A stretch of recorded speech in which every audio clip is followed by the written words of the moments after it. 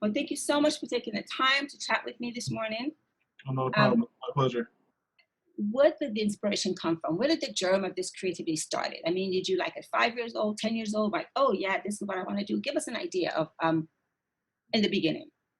Well, I would say that I've definitely been a person that's been a part of the arts early in life, where I, even through elementary and middle school, I was a big fan of acting, drawing, really good at fine art.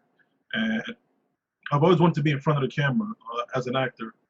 And then I got into music in high school, and I just knew that no matter what I did when I got older, it would have to be something to do with the arts, whether that's Mm. entertainment or fine art, like creating my own comics or movies like Toy Story, because I really wanted to get into animation. So, the way that life kind of panned out, I got into acting. I actually got into a few movies that were in the theater. Like the most notable one is Baby Mama with Greg Kinnear, Sigourney Weaver, and Tina Fey.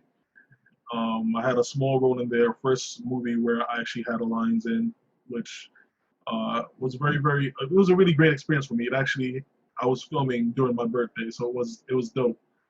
But the situation with acting is, and I know that fellow actors know this as well, it's not sustainable income when you don't have consistent jobs. So I ended up having to work full time.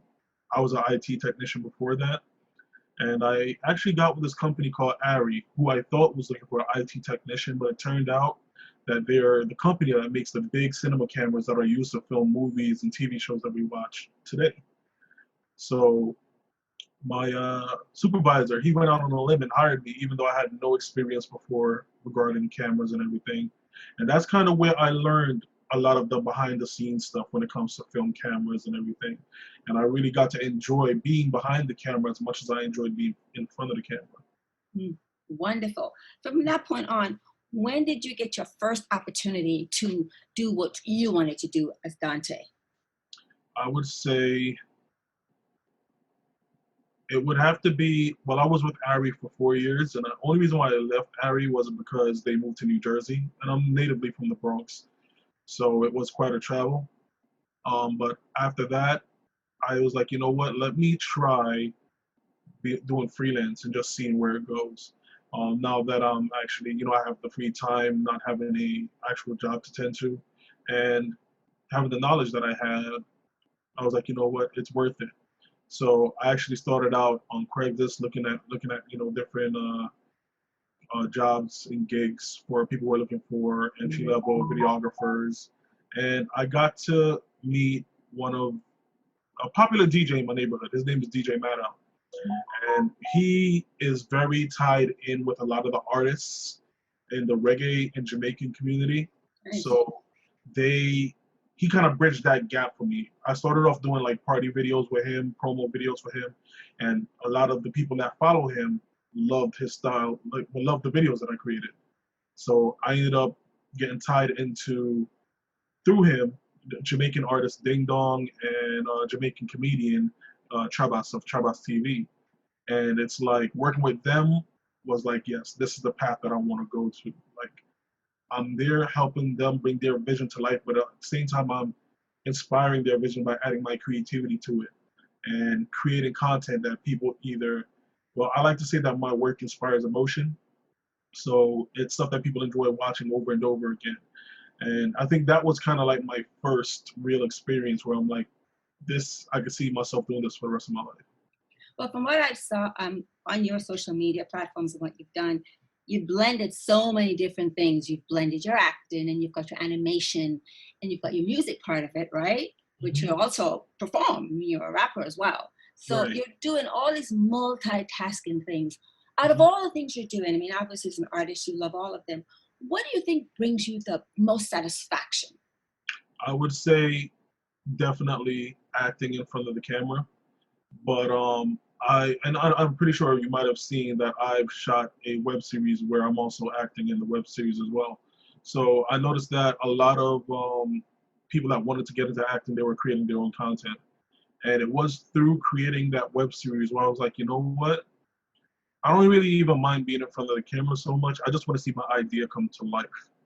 So I've been working on 2 scripts that I definitely hope that I get to, get the free time to film, if not this year, next year. A horror film, which I think and I hope and I pray will get banned from theaters for being so scary that, they refuse to show it. And also a dance hall film on Jamaican dancers. And I want to get like the teenage perspective of it and make it a dope drama dance film. Because I feel like the ones that are out prior don't do it justice. Like, for example, I don't know if you might have seen it, but Nick Cannon had put out a movie called King of the Dance Hall. And I feel like their portrayal of the Jamaican dancers in that movie was completely wrong. And I don't like the fact that a lot of these dance hall movies base, well, not even dance hall, but dance movies in general, they base a lot of what goes on around like a competition, or, that's not everybody's real life. Sometimes people just dance because they love to dance, and that's their outlet. That's the only way that they can escape from their realities and feel free. So that's kind of the essence that I want to go in with that movie. But I really now want to paint myself in a lane and follow the footsteps of Tyler Perry and get into having my own, having movies out there with my name attached to it. That's more so where I really want to go at this point. I love that you're doing the dance hall thing, but very quickly, for people who may not even know what that is all about culturally, can you just quickly explain what that is and what that means, the dance hall environment? Sure. So, when it comes to Jamaica, dancehall is a very big thing. And dancehall stems from the party side of dance in Jamaica. A dancehall, or a bashment as they call it, would be like going out to party and dance. And it's really, really, really dance infused. So much so in the sense that you have teams or groups of people that'll create their own teams, and they'll have dance offs at these actual parties, or they'll just join together and everybody's dancing, and they create their own routines to go out and perform. Like, they really work hard at it. Some of them even go to the extremes, and I know that a lot of people out there might have seen dancehall videos where people are doing crazy things, like it's WWE, where they're jumping off of a table onto somebody, jumping off of a ladder. Like, a lot of people do it because it's show and entertainment, and it's like you want to get that wow factor or that crazy factor. But then you have the other people that just love dancing, where they create simple routines that are good with the music, and they try to build not only notoriety off of those dances, but they also try to get themselves in things like music videos. I know a lot of dancehall dancers now are also doing like video tutorials to teach people how to do dancehall moves. And it's just a culture. It's a vibe. When you're there, you feel the music, your body moves. That's Jamaica, man. That's Jamaican dancehall. Yeah, wonderful. Well, let's talk a little bit about, in terms of your character, what do you think has been the most important trait, maybe 2 or 3, that have really grounded you to push forward in what you do? What are those 3 traits that you have? I would say that and I know this could also be a negative too, I tend to be nonchalant about certain things, or a lot of things. And that works in my favor, because when I do come across downfalls, or any type of things that would definitely turn somebody off or discourage them from continuing to move forward, I don't hang on it and I don't let it linger. I might be upset in the moment, 5-10 minutes, but after that my mind constantly goes, forget about it, move forward. This is just a stepping stone for my testimony. At the end of the day, this is going to be something that I can write about, and it'll help inspire somebody to move past their hurdles. So don't get in my head about it. It's always about positive vibes. That's Um, a great concept, because it's not actually a nonchalant. It's more like you're letting things flow. right. And you're in the vibe, and you're just not going to let outside influences get in that space. So it's sort of like, okay, it's happening, but I'm just going to flow right with it. So that's actually pretty brilliant. So what's your next one, you think? I would say just my eagerness to learn. Like, I'm always trying to find out new techniques on how to do things. I'm always looking for how the latest equipment can help me get uh, my visual creativity across even better. I'm always looking about ways to implement certain things and just try to, once again, make something that's gonna move people. or inspire some type of emotion, whether that's sadness, whether that's happiness, whether that's excitement, whether that's just to get up and dance, get up and move. I want to make sure that when you're watching my productions, you're not bored. You feel something. I think that that's another thing for me. Like I'm always, anybody that knows me will tell you I probably spent a lifetime's worth of money in film equipment and photography equipment and everything just to constantly up my game and researching and trying to understand different things. I never get complacent in what I have and feel like this is good enough. I'm always jumping for higher. I feel like for me, I definitely want to see it in movie theaters across the world.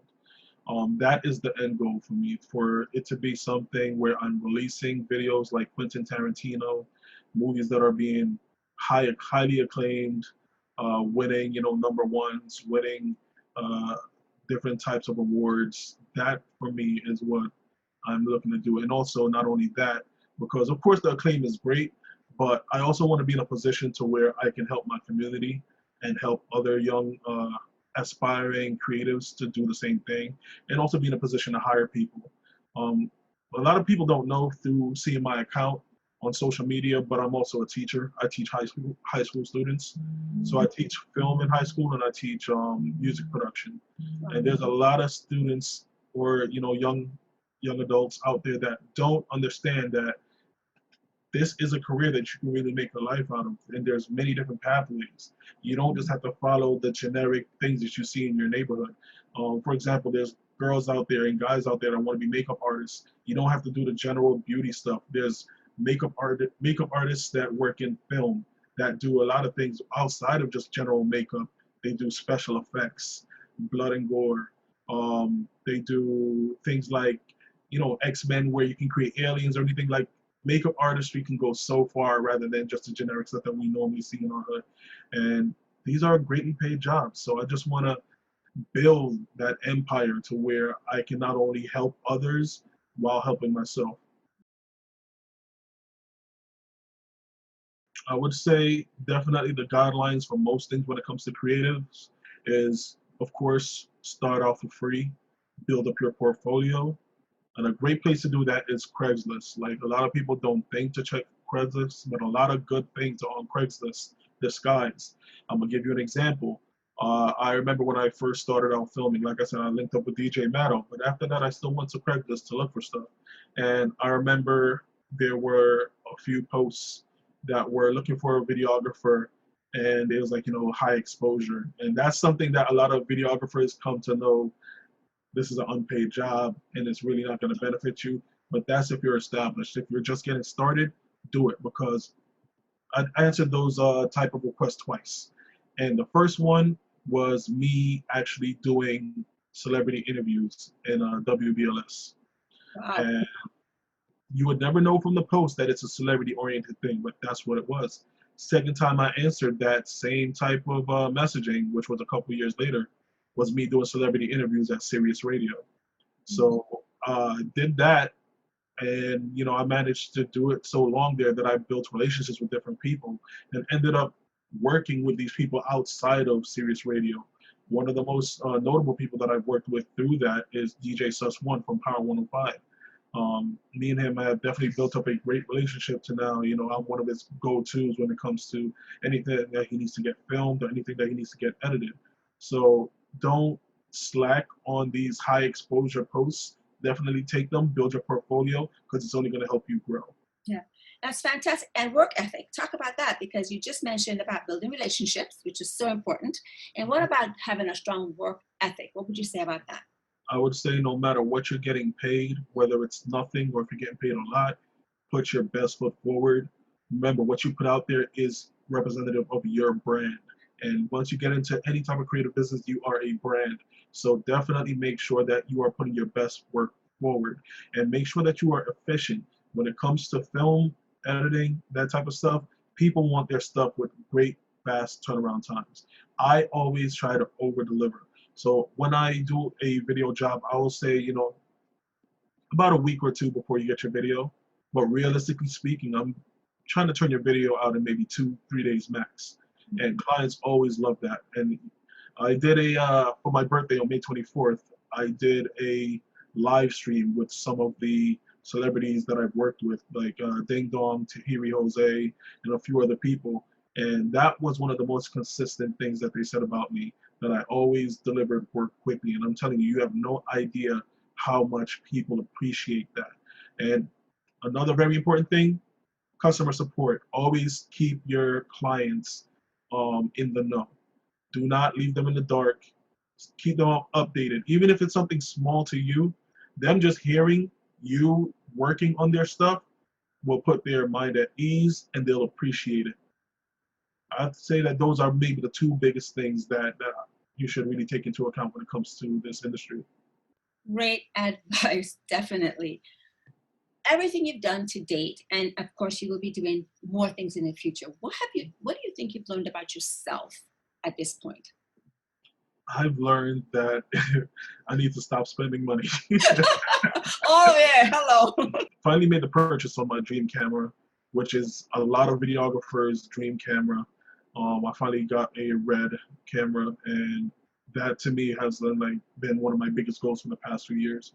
And as expensive as it was, I felt it was a great purchase, a great investment, and I can finally calm down on all the spending, because I feel like a lot of my spending has been getting cameras and gear to match up to that camera. And now that I finally have it, I can relax a bit. What's it that to me has been the biggest thing. I don't think that there's any other thing that I could say at this moment, because that's been my biggest hurdle, is just spending. Like, I can tell you, last year I probably spent like $40,000-$50,000 on film equipment, and that stuff could actually go to things that could not only grow me financially, but set me up for my future. For example, I could have taken that $40,000 or $50,000 and putting it into getting another house and getting into real estate and renting that house out, and then creating a form of residual income that would add to me, and also build a form of equity in another investment property. So just being more mindful of my spending. Yes. Oh yeah. I love talking with you, and I think that you have so much to share and give, which is fabulous.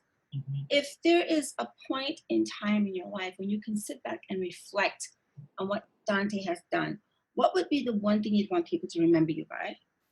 I think it would be a little bit of what I spoke on a bit earlier, which is that I always try to make content that inspired emotion, number one. That I always try to help people out, even though I'm not even at that level yet. But there's a lot of entrepreneurial businesses and young adults that I definitely try to help them move their businesses forward. A lot of my former students and even friends that know me, they'll tell you that, let's say there's a business, and this is just an example of what I've done for many, named Lace by Pierre. She's a chef. She started up her own food business.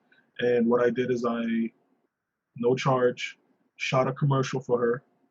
I also promoted her company on my podcast, and shared her business with other people that I know. I also took photos for her that she can use for professional promotion and marketing things. And again, anything that I can do in my free time to help somebody build and branch out. If I see you're actively working towards something and you can use a little push, I'll give you that push. But I got to see that the work ethic is there, because sometimes people will push you and you will waste that push. And I don't feel like you don't deserve it if you don't. I don't feel like you deserve it if you're not going to actually show that you're ready for it, that you're going to work hard towards getting where you want to be. Well, first off, definitely take the necessary precautions that they tell you guys to take. It's taken young lives and it's taken old lives, so don't think that we all cannot be susceptible. But definitely understand that storms are temporary. This whole thing will pass, and we will be at a point where things are going to return back to normal, or even be a new normal. But understand that now that you have this downtime is the best time for you to work on not only you, work on your mental, work on your business, work on your craft, and take heed to it. Because a lot of times in the past, before this whole COVID situation happened, we always be like, oh, I wish I had the time to do this, or if I had the time to do this, I would do this. Now's that time. Take it. YouTube is out there with so many tutorials on things that you can learn in the comfort of your home. for free. There's no reason why you're not taking advantage of this stuff.